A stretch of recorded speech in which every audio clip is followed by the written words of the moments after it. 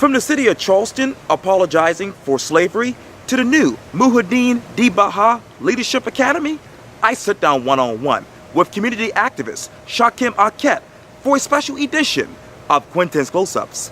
And be sure to download the free Quintin's Close-Ups app in your Apple or Google Play stores, or listen to this interview later on the free iHeartRadio app. Shakem Ahket, it's so good to see you. Hey, brother. Yes, sir. Good to see you. Good to see you. Always. Well, there's so much to talk about, from slavery to Judge Stephanie Ganaway Paisley to the Muhiyyidin Baha Leadership Academy. Right, yes, sir. Let me begin with the developing news, and this is a headline from PostSecurity.com. It reads this: election protest filed against Charleston County Democratic probate judge nominee, and in this particular case, it's Judge Stephanie Ganaway Paisley. Why this wide now in your mind? Well, I think it's a last-ditch effort in order to win a campaign. Now, it's a dirty trick, dirty maneuver, and we understand politics is dirty.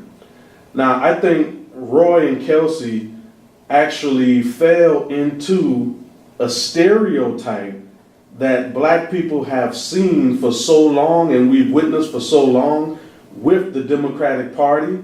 They fell into it and they embodied it, and I think this damaged any of their political careers or any sort of political aspirations they might have in the future. Now, you have white candidates. Now, this is the history of white-black relationships in the Democratic Party. You have white candidates who come out on the scene, not real well-known, whatever the case may be, but they're vying for some recognition, which not all the time is a bad thing, because I'm not saying all of them have bad intentions, or, I'm not saying that, but some of them will do good in office. But in this case, what happened is you have, you've had relatively unknown candidates coming in the Democratic Party and wanting to get some of the black votes. So they go and they get black community leaders, black politicians, black activists to come and say, hey, come to the table, can you take us to churches? We can, how can we get in the black community? So they were able to get a lot of endorsements from black politicians, black community activists, black community leaders. Now, just keep in mind, a lot of the community has a guard up anyway when things like this happen. We look back as a community, and anytime we see white people coming in the community for the first time during campaign season, we automatically have a red flag because we've seen it so many times. And what happened is, they got in the community, went to churches, all these events, for probate judge, Kelsey, which is cool. I'm not, that's what she's supposed to do. I'm not knocking her. That's what she's supposed to do.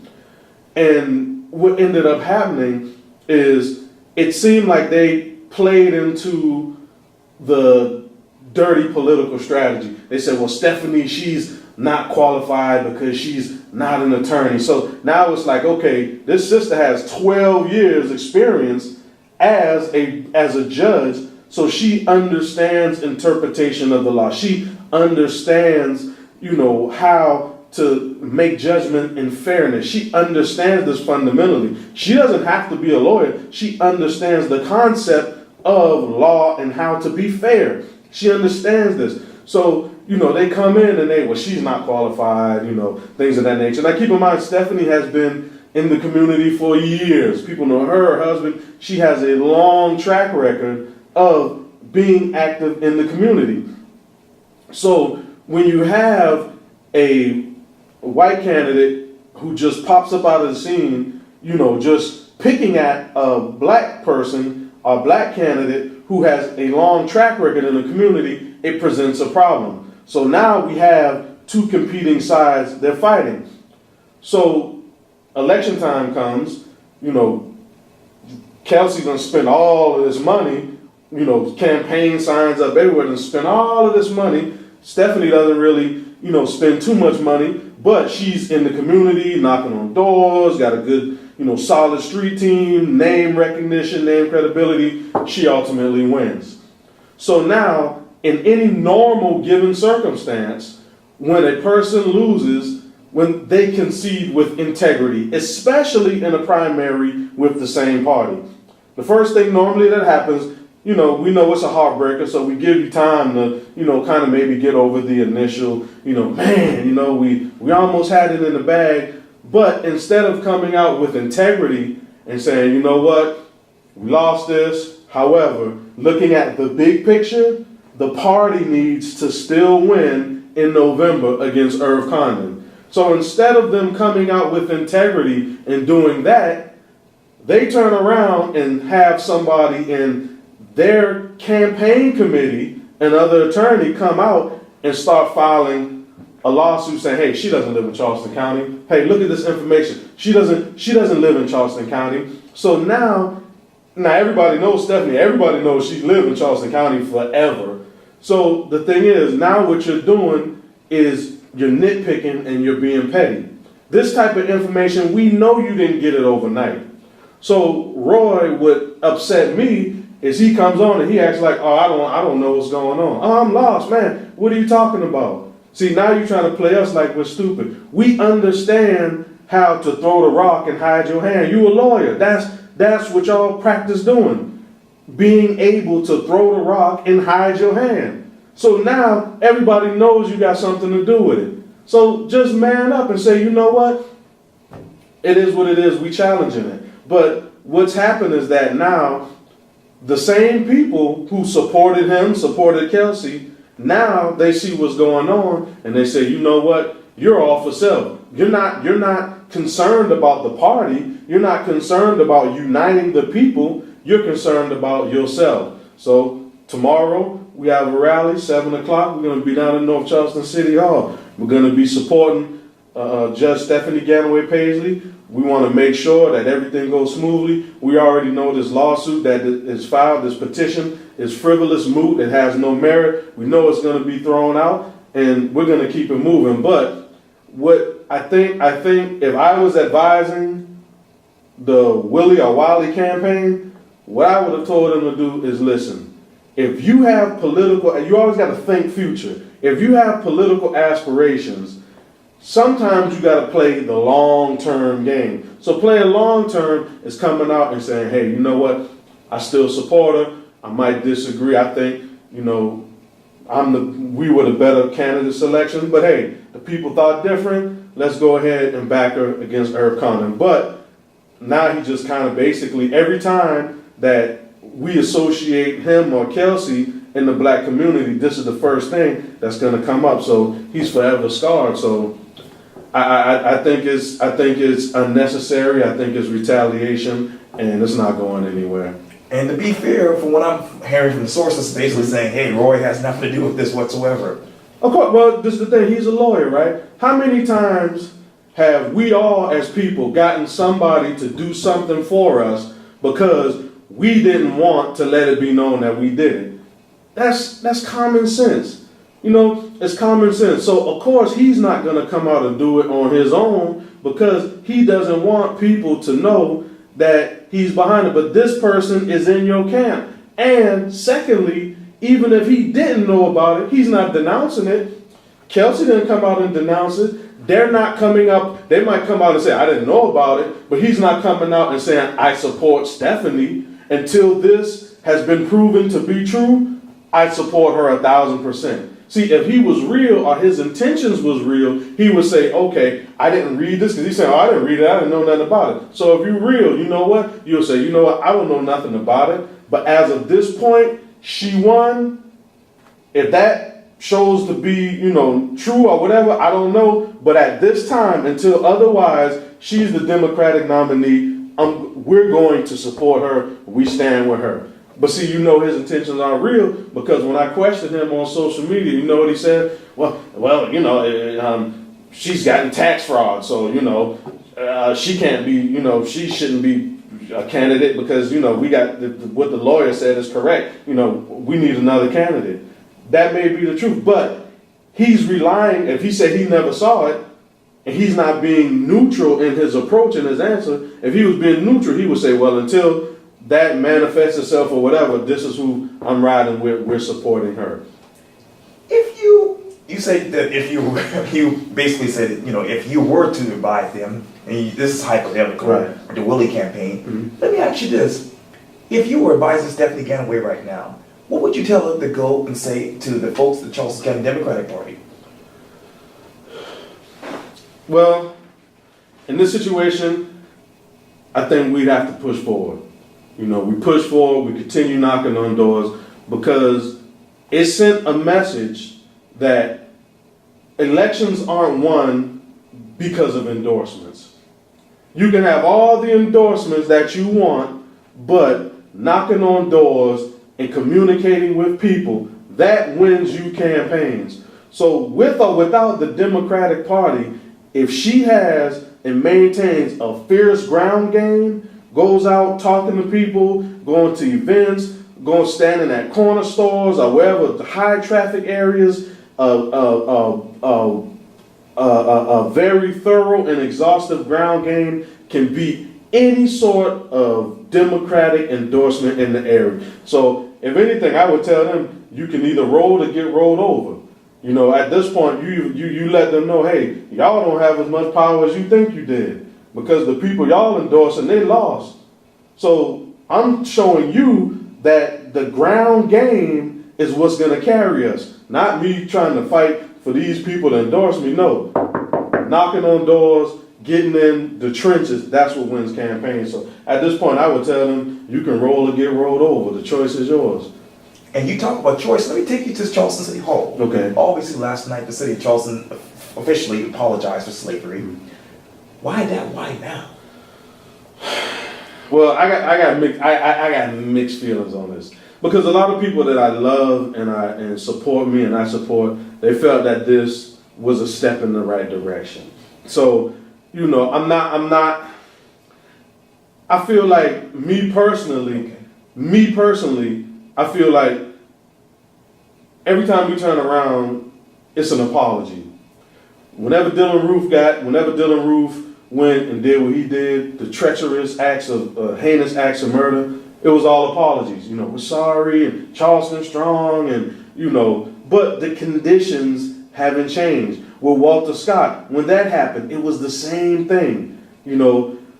Apologies, we're sorry, but we still have in the area a problem with police-community relations. Now, I'm very surprised and very happy about Reggie Burgess, and Chief Summy did a wonderful job by putting Burgess in command of the police force, because the people know Reggie. Right. Reggie's from North Charleston. And I think Tecklenburg should have looked at what Mayor Summy did in North Charleston and went and put in Jerome Taylor, because you have a guy who's been on the police force for over 40 years from the city, and you mean to tell me that you go and pick somebody who nobody knows all the way on up north somewhere, miles and miles away? So it's almost a slap in the face to the black community that you pass over a brother who's overly qualified and equipped and has the knowledge of the job, what's already going on. The city knows him, the police force knows him, and you still pass him over? I think that was a total disrespect, slap in the face to the community, and I believe that ultimately he's going to set back the police force, because imagine if you were a police officer and you want to move up in the ranks and you feel like this is a job you want to make your career, and you just sat back and watched the mayor take a guy who's been on the force for 43 years in the intern position, and he passes over him. So when you start looking at apologizing for slavery, okay, it's a step in the right direction. I get. I'm in my opinion, I don't buy it, but for everybody, it's a step in the right direction. But now the thing is, look at all the current policies that we have now that need to be fixed.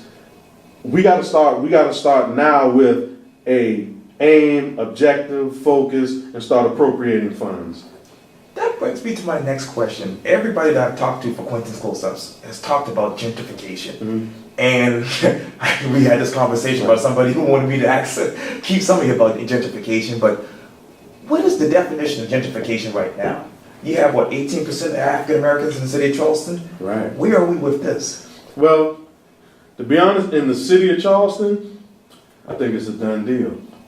I mean, in all honesty, now the whites gonna have to worry about them getting gentrified, because now you have white people that can't even live in the city of Charleston. It's bad enough now that black people can't live in the city of Charleston, but with the high rents and the high parking downtown, and that's coming here for 2 hours, I gotta pay $4. You know, you do well, you know, but so the thing is, now with all these prices going up and everything skyrocketing and affordable housing, the black people, we've already been, you know, we got kicked out of the city years ago. Now the white people find themselves not even being able to afford living in the city of Charleston. So gentrification has taken now a new twist. You know, the blacks are gone. Now the white people are like, man, we can't even live down here. What in the world is going on? And to be honest, you know, I see a lot of, you know, people talking about, you know, housing and having moratoriums and things like that. But the direction that it's going is still, you're seeing affordability being, you know, the prices being driven up and people can't even afford to live in the city. So, I mean, even in the city of North Charleston, you know, gentrification is real also, you know. But the thing is, the way how we're able to stop gentrification is to provide better jobs, better opportunities, better education. Because it's sad when a neighborhood is cleaned up, that's synonymous to poor black people being driven out. It shouldn't be like that. It should be whenever neighborhoods are cleaned up, green space is added, and things of that nature, it should actually make the black people in that area richer, because their property values are going up and their homes are going up. So that should mean wealth creation in the community. So I think the way how you stop gentrification is to invest more money into, you know, businesses that are able to bring jobs and who are able to supply. I think being able to give the city saying, okay, we're going to give monies for minority businesses who are setting up, who apply, who meet these criteria. Let's go ahead and make sure we have set asides. And I've seen the city of North Charleston, you know, they have done that thanks to Mike Brown, District 1 Mike Brown. I don't know, was that District 1? Yeah, young one. I forgot, I think it's District 1. Yeah. So, you know, shout out to him because he's been very influential in doing that. But I think the key to stopping gentrification is getting Charleston County School District right, you know, because the schools like North Charleston High School, Stall, you got the elementary schools like, you know, Burn, Morningside, you know, Northwoods, you got these schools, they're in bad shape. And the schools are not being adequately funded.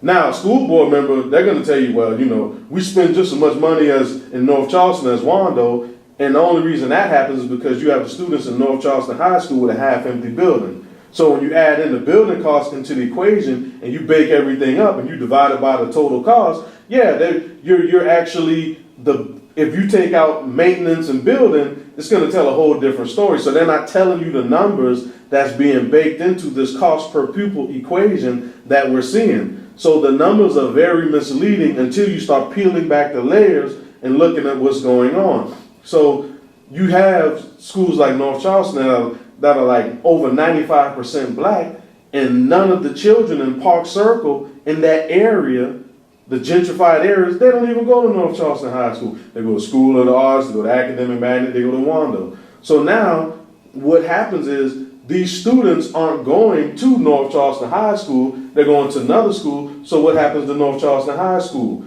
There's a formula that the state and the state CCSD, the state does, that says that, okay, each student is given this amount of money. So if a school has a certain amount of students, they're automatically given a certain amount of money. So because you have the white children not going to North Charleston, not going to Garrett, they're going somewhere else, then that leaves North Charleston and Garrett underfunded. So now we're seeing the problems of lack of resources for education. We're seeing lack of jobs. We're seeing, rising prices, inflation. So all of this is causing the high eviction rate. See, North Charleston has one of the highest eviction rates in the country. So all of this is causing a snowball effect and baking into gentrification. What's that one word to describe the Muhiyyidin Baha Leadership Academy? Revolutionary. Revolutionary. A revolutionary idea. I think one of the goals, Muhiyyidin, we always talked about, and everybody who knows him always used to hear him talking about African liberation schools. Right. African liberation school, the concept, especially what he had in his ideological dissertation called The Block Up. Oh, yeah. So African liberation schools are schools that are designed to fill in the gap where CCSD, BCSD, DD2, DD4 are not providing our children with the proper knowledge of the culture, our heritage. It's not giving our students, the pride that they should have. They're not seeing positive black images in school. See, right now, we're fighting a institutional system of tyranny through it's attacking our culture. See, our culture is really that of excellence, success, what we're doing, overcoming obstacles. Our heritage and our culture has always been that of a flourishing people that have been conquerors. But through media manipulation, now all you see associated with our culture is death, guns, drugs, money, sex, robbery, crime, division. So what the Muhiyyidin, the Baha Academy is meant to do is take young black children and say, hey, you don't have to be Young Thug. You don't have to be a Jay-Z. You don't have to be Nino Brown. You don't have to be the biggest drug dealer, a dope boy in your block. You can be a successful entrepreneur. You can be a successful businessman. You can create your own destiny. We can create a T-Mobile. You don't have to go and get a job at T-Mobile. You should be able to create a T-Mobile.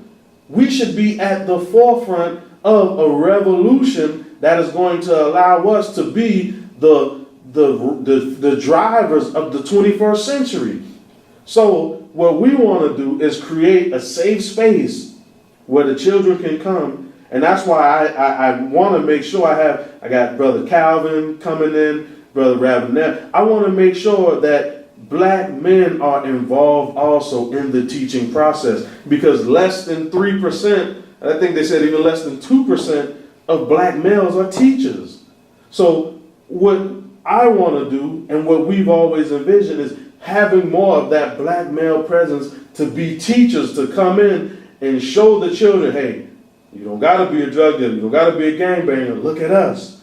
We're showing you a path that you can take to be successful. The Muhiyyidin, the Baha Leadership Academy is revolutionary. As long as our doors are open, Muhiyyidin, the Baha, will be immortal.